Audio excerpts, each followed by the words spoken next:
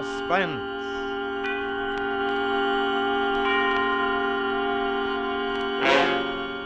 Autolite and its 96,000 dealers present Miss Ida Lupino in The Bullet, a suspense play produced and edited by William Spear. Hey, Sonny, what are you doing out so late? And holy smoke, with nothing on but a ribbon. I'm not late. I'm early. Hold it, let's see that ribbon. Well, 1950. Just call me Happy. I see. Happy New Year, eh? That's me. By the way, what do you do? Oh, I sell Autolite resistor spark plugs. Autolite resistor spark plug? You mean you haven't heard of Autolite resistor spark plugs? Those perfectly perky, persistent performers that let your engine idle smoother, run better on leaner gas mixtures, save gas? Where I come from, we ride around on stars, not cars. Oh, well, anyway, Autolite resistor spark plugs with that exclusive built-in 10,000 ohm Autolite resistor have 200% greater electrode life. Cut down spark plug interference with radio and television. Say, young fella, now that you've come down to earth, you'll be using a car. So take a tip. See your friendly Autolite spark plug dealer and get a set of Autolite resistor spark plugs, long recognized for their dependability. You're always right with Autolite. And now, with The Bullet and the performance of our star, Miss Ida Lupino as Ruth Martin, with Elliot Lewis as her husband, Harry, Autolite hopes once again to keep you in suspense. Ruth? Turn around, Ruth. No. Turn around, Ruth. I've got the gun in my hand. Please, Harry. Please. I'm pressing the trigger. Will it be this time? Harry, don't. Don't do this to me. Will it be this time, Ruth? Will it be this time?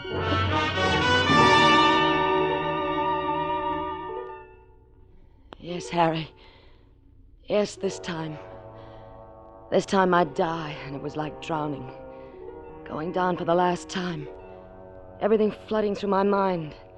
How step by step we'd come to this point. Neither one of us wanting to. From the day Harry came back from prison, meeting me in the station. Pale, haggard, in a suit 2 sizes too big, nothing left but his stupid pride. And me. Well, I suppose I was quite a shock to Harry. He looked at me so strangely all the way as we walked back to the parking lot for the car. What'd you do to yourself? You're so changed. For the better, I hope. Just changed. Now, is that being gallant? Gallant. When I came out of the kitchen to take over the business, Harry, while you were away, I had to change from my apron. Had to dye your hair, too. Had to become a real glamour girl, huh? And that dress, is that one of ours? How's the business going? You hardly mentioned it in your letters. Holding its own? Better than that. Just about tripled our volume since you went away. Well, here we are. What? The car. Here's the car. This chromium wonder? Sure, it's yours. Here's the key. Go on. We can afford it. Little lady really took over. Where's the starter? Right there. Oh, Harry, somebody had to take over when you went away. After all, dress styles are changing all the time. Don't have a chip on your shoulder. Well, another thing, what's this when you went away routine? Like maybe I went to China. I took a chance in my business and I lost, so they dumped me into the hoosegow for 3 years. I'm not ashamed of it, so don't you? You're going the wrong way, Harry. Well, I guess I know the way to my own house. But we live in a new house. Something really special. What goes on here? What's wrong with you? I did the best I could to keep things going. There's nothing to be jealous of. Jealous? Oh, Harry, why are we fighting? Oh, yeah, that's right. We got nothing to fight about. I'm back in the business, and you can go back to taking care of the house, cooking. No, Keeping things looking nice. No, Harry, Letting your hair get back to the color it used to be. I can't do it. Well, we'll see, baby. Look, I don't want to be the boss, Thanks. but I can be of help to you. Sure, have a nice hot dinner waiting for me when I come home from work. We can afford a cook for that now. Cook? You're all the cook we need. Harry, I'm not the same anymore. I just can't sit home and wait for you to come and tell me what the world's all about. Then you're going to have to learn, baby. You're just going to have to learn.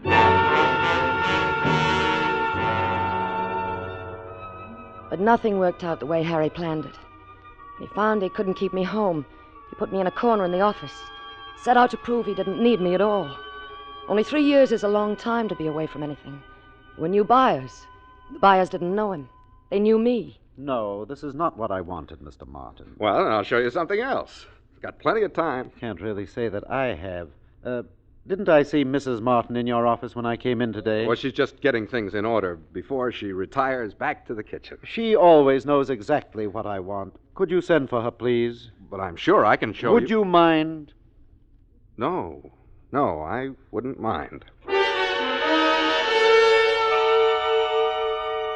One blow after another at his stupid pride. Most of the workers had never known Harry. They were used to taking their orders from me. But he had to show them he was still the big shot. Stop that machine. Huh? Oh, yes, sir. I want these coats cut with a flare 3 inches longer. Oh, but Mrs. Martin Don't worked tell it me all what out. Mrs. Martin worked out. That sign out on the front window says Harry Martin. Oh, yes, sir, but... But nothing. Cut it the way I told you. But these new machines Mrs. Martin installed, they don't operate like that. What? That's why we changed over. I see. So, shall I do it like Mrs. Martin said, sir? Yeah, just like Mrs. Martin said.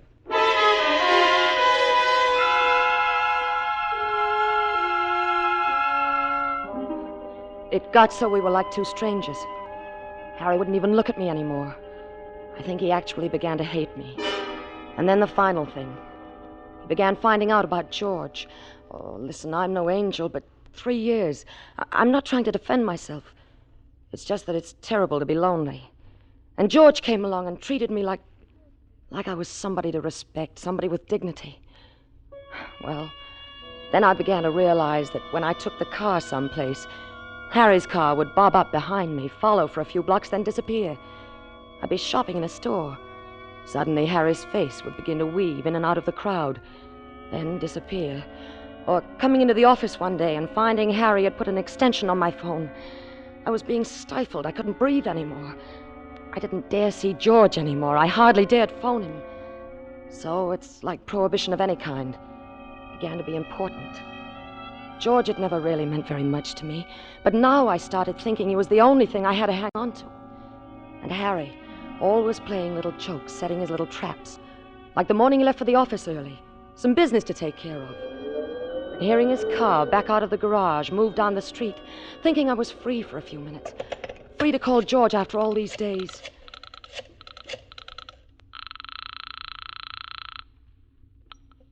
Hello? George? Ruth, darling, where have you been? Why haven't I heard from you? Oh, George, I wanted to call... George who? George who? What's the full name, baby? I heard you leave. Had the gardener take the car to the gas station. Dial George again, baby. Finish the conversation. Listen, you're driving me crazy with these tricks. What's wrong with you? Here's the phone. Dial him again. Dial who? Who are you talking to? The Beaver Knitting Mill. George Baker. He's one of their salesmen. Why did you hang up so quick? You startled me. What are you doing? Of course, 3 years is a long time. But 3 years ago, the Beaver Knitting Mill never opened before 9. Harry, You must have dialed wrong, baby. There's no answer. sneaking around behind my back, spying on me, checking on my phone calls. Harry, I'm not going on this way. I'm not going to let you drive me crazy. What do you think you're going to do about it? I want a divorce. You mean that? Yes. He must be quite a guy. Listen to No. me. You listen, lady. Okay, it's a deal. You'll get your divorce, but on my terms, lady. All the way down the line. What kind of terms? I know all about the laws in the state, 50-50 on everything. But it's not going to be that way with us. You give me a release, giving me the whole business, and you're free as the air. Give you the business. But I built the business. There was nothing left when you went to prison. That's my deal, kiddo. My whole life is tied up with that business. I worked. That's the deal. Why are you doing it, Harry? Because whoever this bum is... There's no one. Whoever he is. I got a hunch when he hears you're not bringing half the business as a dowry. His great love is just going to shrivel up and die. That's what you believe, is it? Exactly. All right, Harry. You draw up the papers.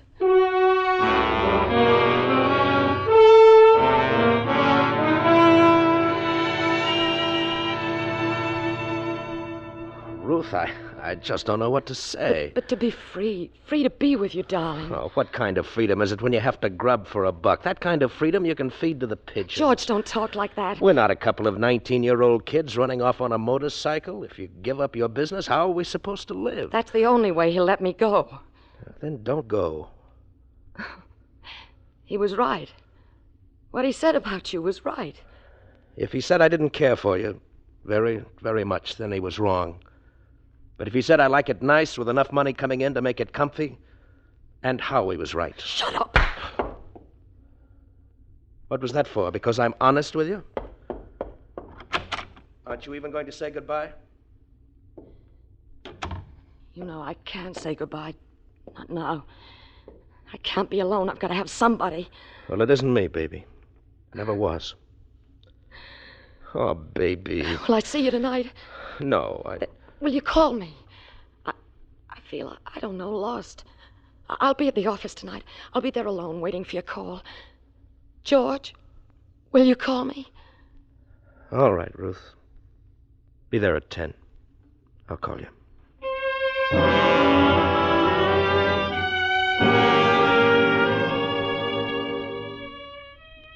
He wasn't that important to me. I wanted affection and love from somebody. So much. George would be calling at the office at 10 o'clock. It seemed that's all there was for me. I walked. I sat in the park. I waited. A telephone call from George. When I got to the building, I looked up at our windows. Dark. Not a light on the whole floor. When I got to the outer door of the office, I stopped and listened. Not a sound. I went inside. Found the light switch. Oh, I've been waiting for you, Ruth. Where have you been? Harry, why were you waiting here in the dark? I tried to take a snooze, just stretched out here for a minute. I haven't been sleeping much lately. Yes, I know. You neither, have huh? No, not much. I have the paper. I left it here on your desk. Paper? Yeah, it's all very legal. You relinquish all claims to the business, then I bow out of your life. No. These lawyers, they can find word. What'd you say? I've changed my mind. I'm not going to sign it. That's the only way I'll give you a divorce. Then we'll just have to forget about the divorce. I want you to sign this paper, Ruth. I won't, Harry. And I don't want to argue about it. Wait. Yes? I know who he is, baby. What are you talking about? I'm talking about George Groves. Groves? George Groves? You've been giving him money. That's a lie. I found this deposit slip weeks ago. In your writing, made out to his bank account, $300. Lies. And this deposit slip, $200. And this one, $250.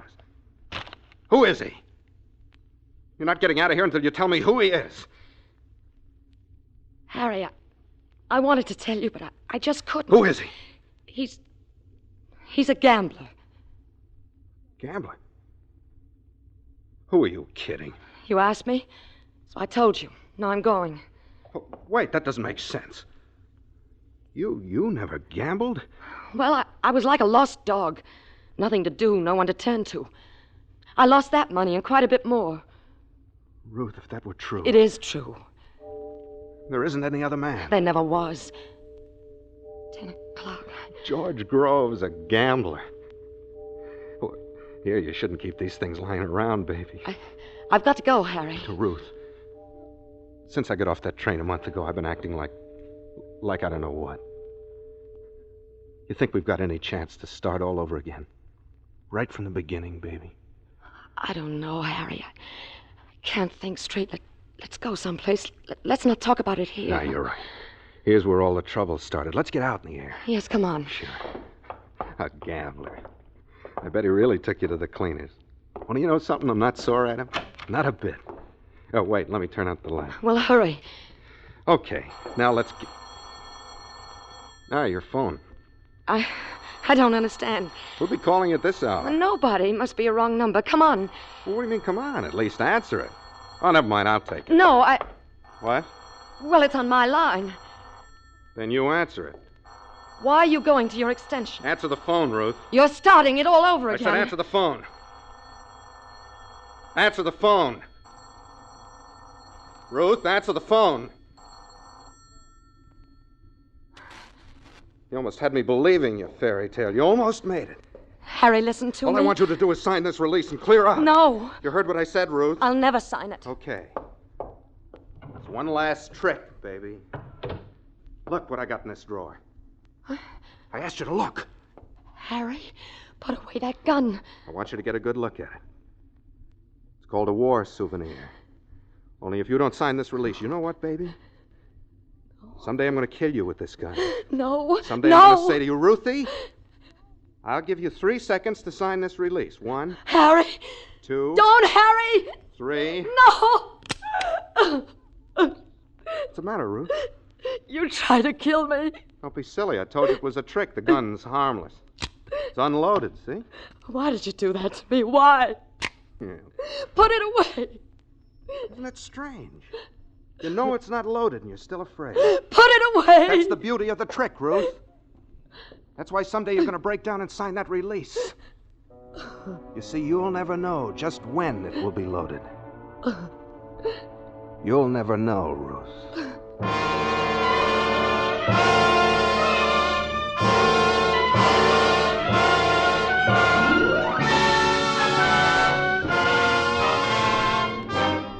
Autolite is bringing you The Bullet, starring Ida Lupino with Elliot Lewis in radio's outstanding theater of thrills, Suspense.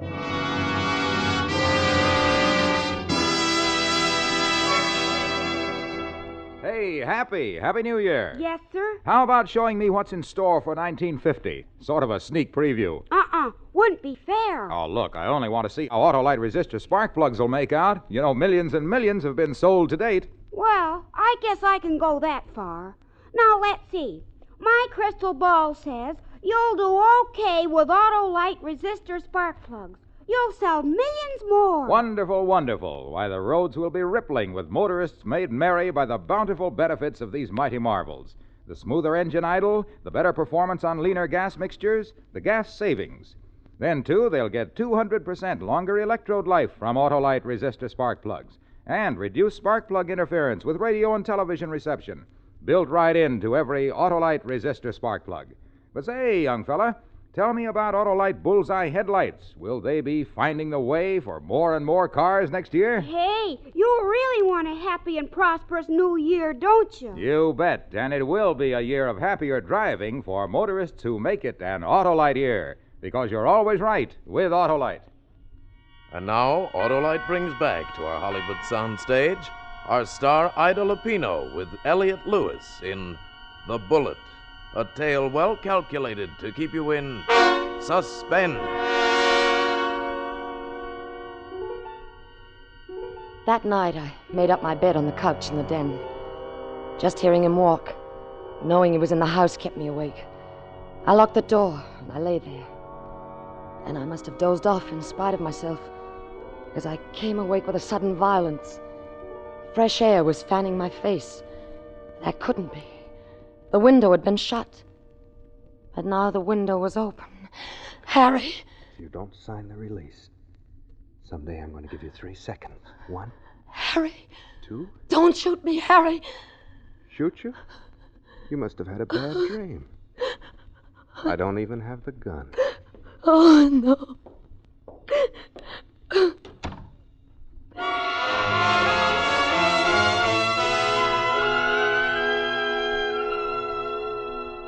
Threatening to kill you. Yes, he has a gun. George, I'm coming to you. You've got to...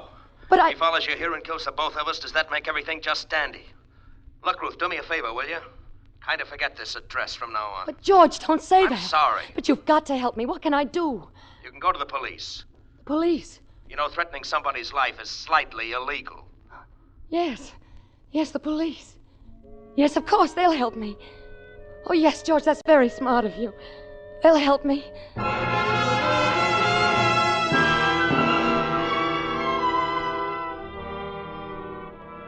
I went to the police, told them what Harry was trying to do. They instructed one of their men to go with me and investigate. When we reached the lobby of the office building, I couldn't go on. I was afraid to face Harry when the policeman would find the gun. What's the matter, Mrs. Martin? Well, I think I better wait down here. You don't need to be afraid. Come on. Please. It's on the 3rd floor, officer. You'll see the name on the reception door the minute you get off the elevator. Please, do you mind? You're really scared, aren't you? All right. I'll be down soon enough.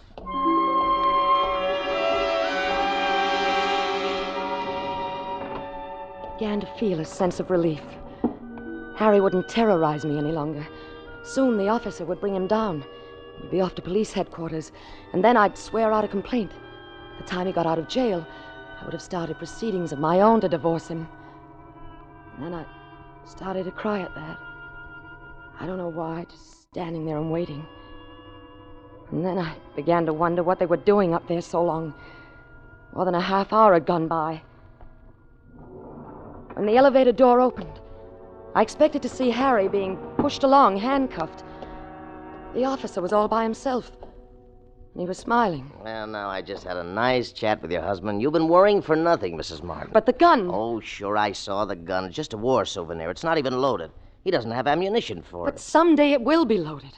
Someday he's going to kill me. He said that. Kill you? Why, he's in love with you, crazy about you. Now, he feels pretty bad about this. He did it just as a, just as a funny little No, joke. I tell you... He says if you're going to go and get scared, he'll never do it again. But listen to me. Now, look, why don't you go on upstairs? He wants to apologize for scaring you like this. He's a very nice guy. I tell you he's going to kill me. I'm You're not... just upset. Like he said, you've been working too hard. You ought to rest up. I don't care what you think.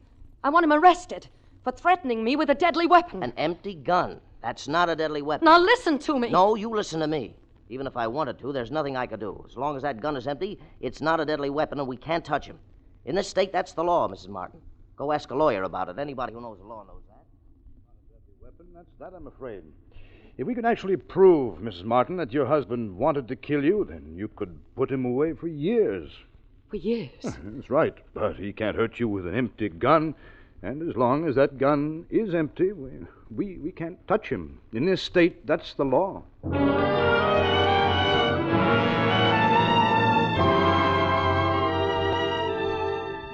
So there was nothing I could do. Nothing. Until there was a bullet in the gun, I could do nothing to it. But then the answer came to me. It was so simple, so obvious all the time. What would happen if I put the bullet in the gun? It was late Saturday afternoon. The offices were closed. I went to the desk where he kept the gun. I found the caliber marked alongside the barrel, 31.6. Put the gun back, closed the drawer. My heart was pounding. I kept saying it all the way to the gun shop. 31.6, 31.6, 31.6. 31.6? That must be a foreign make. Don't have any bullets of that caliber. Well, do you know any place that does carry them? No, not unless you wrote to maybe one of the big outfits back east. But that would take so long. Of course, a 32 shell would work just as well if you weren't so fussy. No, that'd be fine. I'm not at all fussy.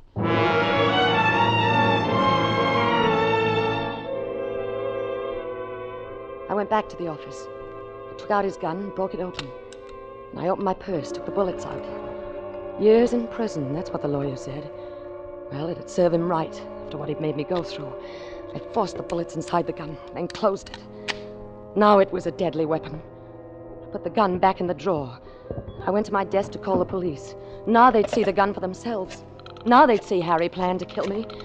Years in prison, yes, that's what I wanted him to get. Police headquarters. This is Mrs. Martin. My husband has just threatened me with a loaded gun, and I... Just a moment, Mrs. Martin. I'll connect you with Sergeant Lewis. Harry. Calling George, Ruth? You think you're so clever, don't you? No, I'm not very clever. Thought I'd take a ride in the country. Thought it would relax me. Nothing seems to relax me. Everything going to pot around here. I'll be going. Still not interested in this release, huh? I've told you a million times. Yeah. Well, I'll see you later. What's your rush? You're not interested in the release, then maybe you might be interested in this souvenir. Harry. Turn around and look at it, Ruth. It's part of the little trick, you know. No. I said turn around. Oh. Isn't it remarkable? Even after all this time, it still fills you with terror. Put the gun down, Harry. Someday, it's going to be like I always said. Don't start that again. Someday I'm going to say, Ruth, I'll give you 3 seconds to sign that release. 1. No. 2. No. 3. No, don't shoot. I'll sign it. I'll sign it. All right, go on. But put the gun down on the desk. First, sign it, Ruth. Here's the pen. Sign it. All right, all right. There. Now, please put down the gun. Yeah, all right. So, I finally wore you down. Now, I've got the gun. What do you think you're going to do with it? There's something you don't know, Harry, that should interest you very much. This gun isn't empty anymore. Good Lord. No, it's loaded. So that's what you were doing in the sporting goods shop? You followed me everywhere, haven't you? Yeah. I was in love. The gun is loaded, Harry. So give me back the paper. Sorry, Ruth. Not this. Harry, if you don't give me back the release, I'm going to count 3. Just like you, remember? And then I'm going to pull the trigger. Only this time it won't just click. So give me back the paper. All right. 1. I tell you, there are bullets in this gun. I may have it, Ruth. Give me the paper. Give me the gun, Ruth. I mean it, Harry. I'll kill you. Ruth. Ruth. I can't. I can't hurt you anymore. I can't. Here, stop the crying. Ruthie, baby. If you want the guy, you can have him. And your share of the business, too. The whole works if you want it. I never wanted anyone but you, Harry. I must have been crazy, the things I've been doing. Like a crazy dream, like it wasn't really me. Could you ever understand what went on inside me? Could you try to understand? Do you think you could, Ruth? Yes, I could try. Baby. Hey, did you hear what I said? Don't cry. Please, don't cry. Oh, let me, Harry. Please let me.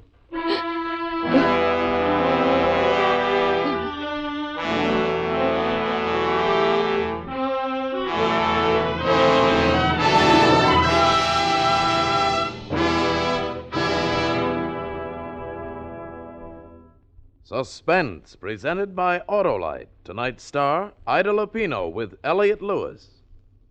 So long, Mr. Wilcox. See you in 2 days, officially. Bye, young fella, and happy. Oh, no point in my wishing him Happy New Year. But to you folks listening, let me and Autolite's 96,000 dealers extend hearty wishes for a very prosperous 1950. From Autolite, makers of Autolite resistor spark plugs and over 400 other products for cars, trucks, planes, and boats in 28 plants coast to coast. These include complete electrical systems used as original equipment on many makes of America's cars. Batteries, spark plugs, generators, coils, distributors, starting motors, and bullseye sealed beam headlights.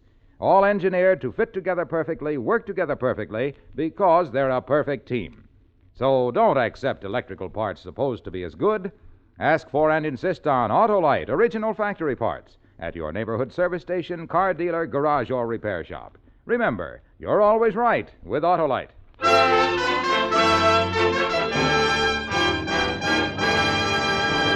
Next Thursday for Suspense, Danny Kaye will be our star. The play is called I Never Met the Dead Man. And it is, as we say, A tale well calculated to keep you in suspense. Tonight's suspense play was produced and edited by William Spear and directed by Norman MacDonald. Music for Suspense is composed by Lucien Morawek and conducted by Lud Gluskin. The Bullet is an original radio play by Larry Marcus. Ida Lupino appeared through the courtesy of Filmmakers Incorporated, producers of Never Fear, soon to be released. In the coming weeks, you will hear such stars as Robert Taylor, William Powell, and Ozzie and Harriet Nelson. And don't forget, next Thursday, same time, Autolite will present Suspense, starring Danny Kaye. You can buy Autolite resistor or regular spark plugs, Autolite staple batteries, Autolite electrical parts at your neighborhood Autolite dealers. Switch to Autolite. Good night. This is CBS, the Columbia Broadcasting System.